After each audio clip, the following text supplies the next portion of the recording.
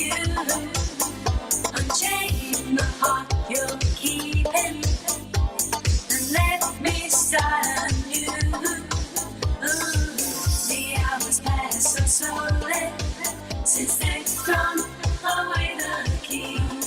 Away the key. Can't you see that I'm lonely? Won't you help me, please? Only you can set me free. 'Cause I'm guilty, guilty, guilty as a girl can be. Come on, baby, can't you see? I stand accused of love in the first degree. Guilty of love in the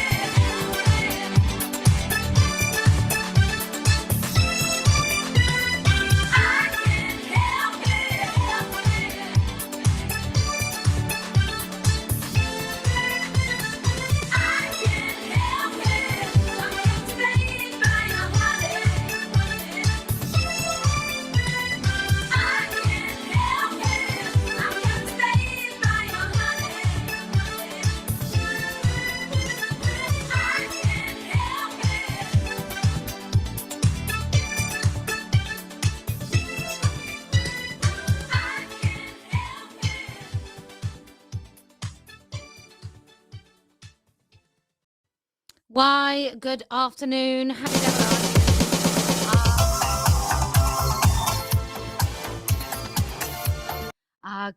good. Okay, let's discuss what's going on. I think that would be useful for everyone.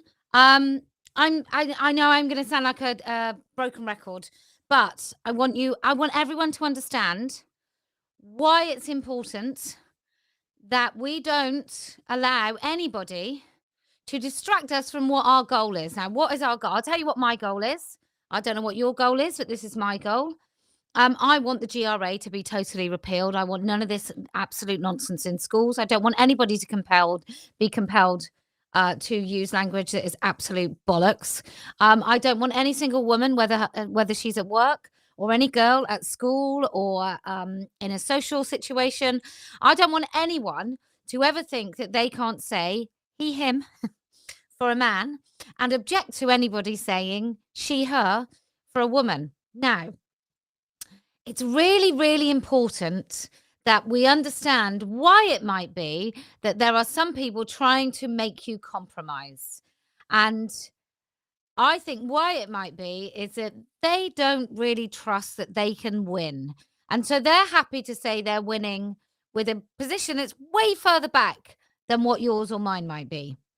So the way we got into this is we said, for men, nice men, that it was a kindness.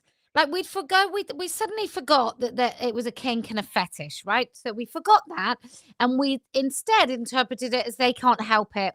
Don't we feel sorry for them? Haven't we got compassion for them?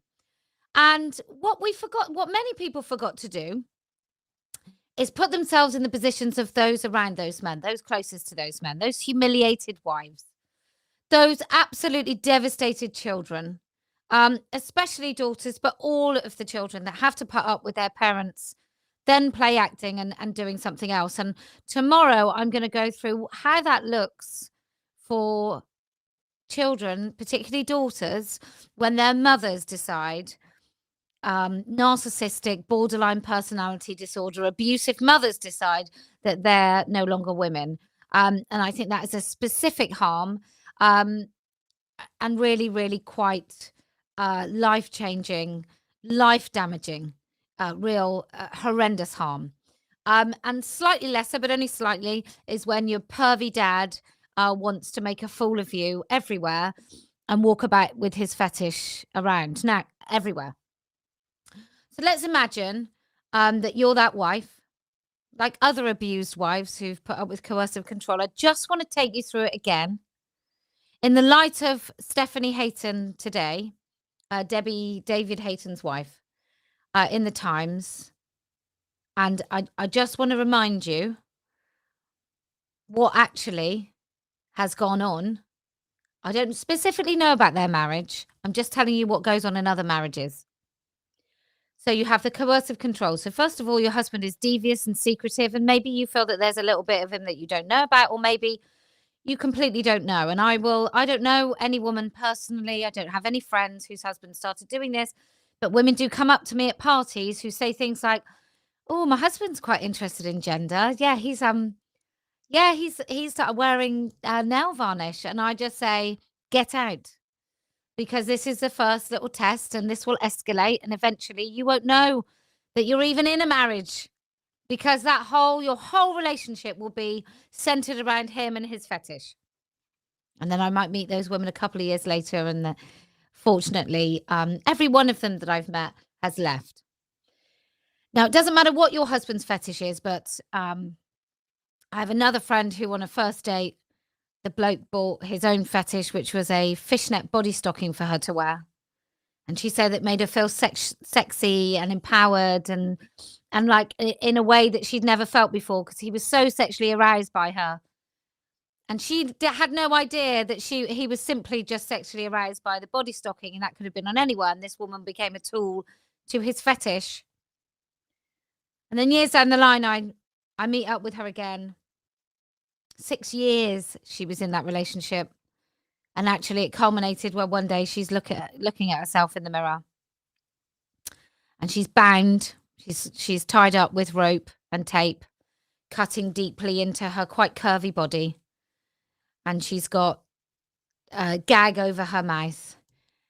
And she catches sight of herself in the mirror, and she can't bear to look. She doesn't really feel sexy anymore. She feels abused and used, and she feels that she is superfluous to the whole event. And the main event is him and his fetish. So some women, unfortunately, when they're in the midst of this, they will tell you that they're happy. They won't tell you half of what's going on. They won't tell you about how they feel so dreadful when they've had to tell their children, or when their children leave the house to go to school and they fear all day that somebody's going to talk about that. They don't tell you about the anger that they may be suppressing. They don't tell you about the humiliation they feel. They don't tell you about how deeply ashamed they are that they couldn't protect their children from this fetishy pervert in their house. They don't tell you that. They might tell you that they've learned to live with it. They might talk very much about the other person and very little about themselves. So this is what we're talking about. We are talking about the drip, drip, drip effect and impact of what being a victim of abuse actually looks like. And that victim of abuse may tell you a really fun, wonderful story about how, at first, in the first week, I found it really difficult. And then I thought, no, I'm being selfish. Like, she sees herself as Jodie now. She's really happy as Jodie, and she's so fulfilled. And who would I be to take away that? I married Jodie for everything, like, in sickness and in health. And that's why I married Jodie. So I'm just really happy that she's happy. Not, I'm delighted that I'm now married to someone who wants to dress up in women's clothes. That's all I ever wanted for myself. Or I think Stephanie Hayton today used this, some people are genitally intimate, which is an expression I've never, ever heard before and frankly don't want to hear again. Genitally intimate. And there's all different sorts of intimacy, and a mature marriage can do this. Do you know what a mature marriage can do? Make both people equally happy on an equal footing, where actually they don't have to compromise and swallow and bury themselves and make themselves small in order for that other person to tell them they're happy and that they won't leave. That's a mature marriage. It doesn't have to be that you lose yourself in order to stay married. It doesn't have to be that you have to make great, big, massive stories up to justify to yourself why you're still in that marriage. That's a mature marriage. That's a mature person. And I don't even think if maturity has got anything to do with it. It's nothing to do with longevity. It's nothing to do with any of those things. It's really, really simple. Would you be better off without them? Would you be better off if you met someone else all along? And I think in the case of every single woman that finds herself with a devious, secretive, dishonest, manipulative abuser, whether like whatever abuse that might be. But mark my words, women who are in marriages with men who pretend to be women are victims of abuse, whether they know it or not. They are. Because they find themselves in positions where they don't feel that they have a choice. And that in itself is being a victim of abuse. Let's have a look at the you git.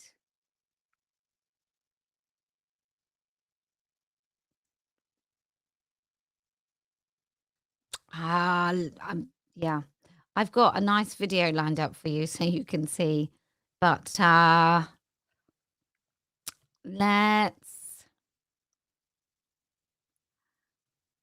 let's have a little look. It might take a couple of minutes to actually upload.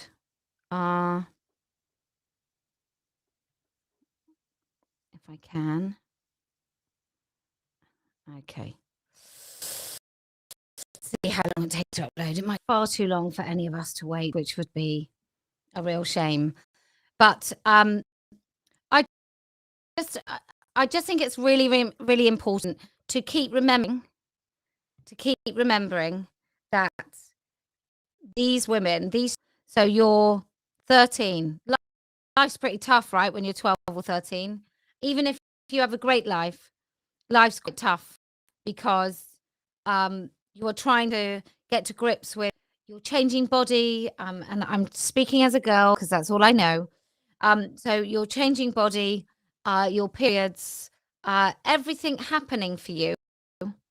And at the same time, your dad basically says, come hell or high water, he is now going to be a woman. What does that look like for you? What does it look like for you? That the I mean, look, kids have a hard enough time if they found out, say they found out when they were 12 or 13 that their dad would actually had the cigarette when he was up. I think it's difficult. Children find it difficult to separate themselves from their parents, even in adolescence, because that's why divorce is so sticky. Children, that you're their parents before you're a couple. So that's why you have to work together. But imagine you're just going through puberty and then your dad starts growing breasts, starts changing his name, starts making demands of your mum, and you watch your mum slowly disappear. Are we honestly saying that right? Are we honestly saying that that person is a good? It's really crazy. I understand that I'm breaking up a bit. You're just gonna have to bear with me. We've got a few minutes. Where's the sound gone? Let me come back to you.